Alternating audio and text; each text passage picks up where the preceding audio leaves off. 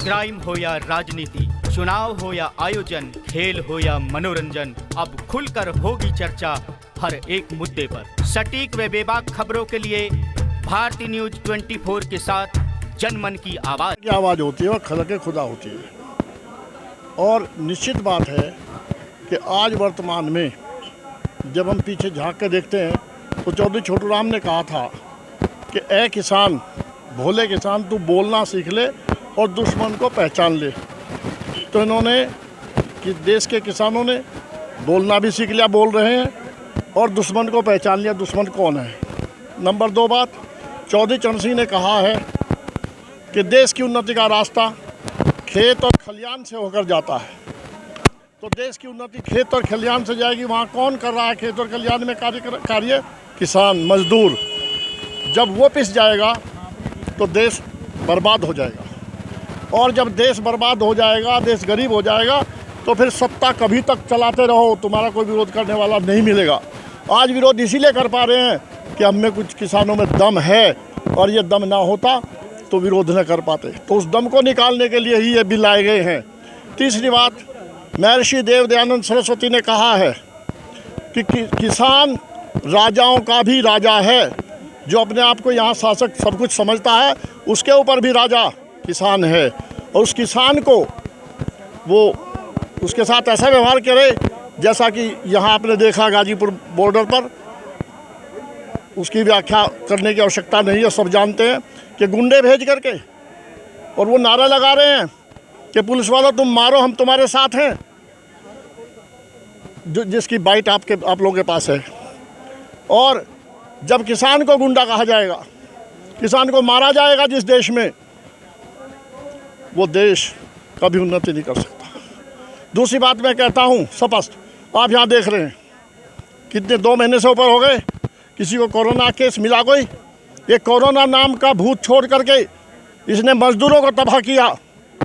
और दूसरी बात, यहाँ इस देश की शिक्षा को बच्चों के हाथ में मोबाइल दे करके, और मोबाइल से क्लास चलेगी, उनको बर्बाद कर दिया। क्योंकि हम जानते हैं मोबाइल पर बिना मांगे बिना पूछे बहुत सी चीज़ ऐसी आती है, यहाँ पर हम तो परिपक्व हैं, उसको निकाल देते हैं। लेकिन जो बच्चा भी एडोलसेंट पीरियड में है, अभी युवा है, यदि वो उसको देखता है तो उससे आकर्षित होकर के उसका चरित्र बर्बाद हो रहा है। तो देश का चरित्र बर्बाद किया जा रहा है ताकि वो चरित्रहीन हो जाए। शिक्षा बर्बाद की है ताकि वो रोजगार ना मांग सके। किसान को, मजदूर को बर्बाद किया जा रहा है ताकि अपने हकों की मांग ना कर सके। और सबसे बड़ी बात यह है, मुझे बड़ा दुख होता है, मैं आर्मी में ऑफिसर रहा। अरे पुलवामा का कांड स्पष्ट हो गया, क्यों नहीं अर्नब के बारे में जवाब दे रहे? बोला कोई? क्यों नहीं जवाब दे रहे? तिरंगा झंडा उसका झंडा फहराने वाला लाल किले पर जो सिद्धू है, दीप सिद्धू, क्यों नहीं जवाब दे रहे? कौन है वो? प्राइम मिनिस्टर को बोलना चाहिए जो उसके बराबर में बैठा है।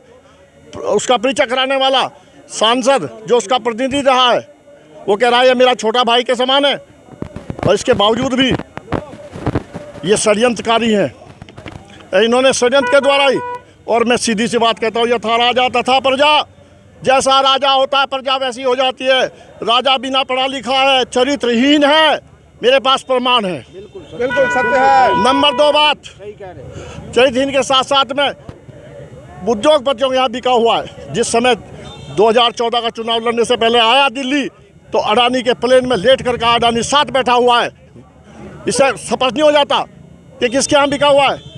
बिल बनता है 2 महीने बाद, और 2 साल पहले गोदाम खड़े हो जाते हैं। हम किसानों ने निर्णय लिया है, ये निर्णय विशेष रूप से नोट करें आप, देश के किसानों ने निर्णय लिया है कि इस वर्ष वो अपनी फसल किसी मंडी में किसी व्यापारी को या सरकार की एजेंसी को नहीं बेचेंगे, और गांव में जिसको आवश्यकता होगी, जिसके लिए जरूरी है अन्न बेचना, अपना गेहूं बेचना या दाल बेचनी, उसकी गांव के लोग पैसा इकट्ठा करके अपने यहाँ स्टॉक करेंगे। लेकिन अनाज नहीं देंगे। क्यों? वो जो हराम का खाने वाले आज हमारा विरोध कर रहे हैं किसानों का, उनको मजा चखाएंगे। और ये आंदोलन, क्योंकि चौधरी छोटू राम जी ने कहा था, अंग्रेजों को धमकी दी थी एक छोटी सी, कि हम अपनी खड़ी फसल में आग लगा देंगे, झुकना पड़ा था। हम आग तो नहीं लगाएंगे, मेहनत से कमाई है, लेकिन उसको स्टॉक करेंगे, नहीं देंगे, और तब पता चलेगा ये लड़ाई छोटी नहीं है, ये लड़ाई आर और पार की है, ये लड़ाई सत्ता परिवर्तन की है। सिंहासन खाली करो कि किसान और मजदूर आते हैं।